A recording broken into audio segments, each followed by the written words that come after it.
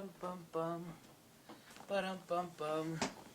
Here's something I see a lot of dummies in YouTube videos doing. They will take the lens off their camera. Let's just pretend the lens is off this camera. And then we'll take their air blower.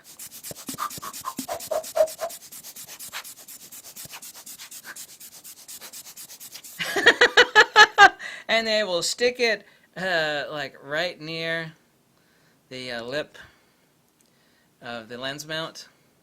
Or and then they will go wham, wham, wham. Now what you don't realize, since you don't take cameras apart and fix them, is that those Teflon coated Kevlar shutter blades are so easy to warp.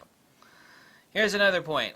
Before I get on to making that point about these things and how to correctly use them as opposed to incorrectly use them and blowing the dust off your sensor, never ever use canned air on your sensor. I see people, I'll see them even at the camera store, they'll take the lens off, and you know, wow, I don't care what distance it is, don't ever do that. That drops a forceful pulse of air and it will warp your shutter blades. You just put the slightest bit of separation, we're talking 10,000ths of an inch separation between the blades, and at high speed what will happen is that deformation will start to occur.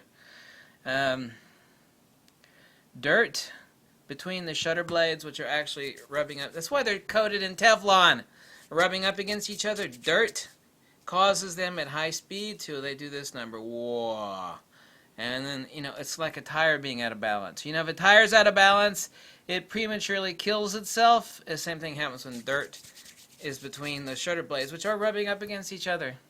Okay, the first curtain blades or the second curtain blades, doesn't matter which, once those go, it's over with. And what happens with canned air is it causes, just like grit that drops in your camera, it causes a deformation so small that it's inconceivably immeasurable.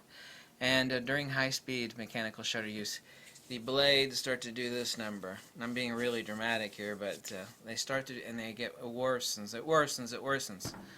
It's kind of like the people that maintain the what is it? The monument out there in the Black Hills where the presidents' heads are carved. When the water gets in there and freezes in the wintertime, water expands when it freezes. It opens up a crack, and the next year it opens up. So they have to be super vigilant. At Mount Rushmore, there you go, to put filler in every tiny little crack. Because, anyway, don't ever use canned air. And when, what's the appropriate distance on a hand blower like this? On a hand blower, a hand distance separated apart. So if you separate your hand apart like this, okay, you always hold your camera upside down too, but I see people doing this. No, you don't do that. You do it like this. Hand distance apart, so like this. You see that? This is good. Good. This is bad. People they stick it right up in there. Don't do that. It's gonna damage your shutter blades. You know, even though you can't see it when you like look in there with your lens off, you're like, I don't see the shutter. They're right at the top and the bottom, first and second curtain. Yeah, they're right there. When you force air in, those blades, which are resting up against each other, they separate because the air is forcefully pumped in there and they flutter.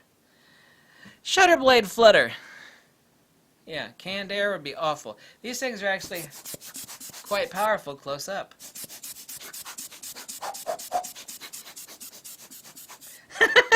Don't do that! There's your tip of the day. There's nobody else on YouTube giving you tips like that. They should be, but they're not. Thank you for watching so much. If you like this video and drive a buck or two, tell me, Java, clip letter, makes you happy. Goodbye.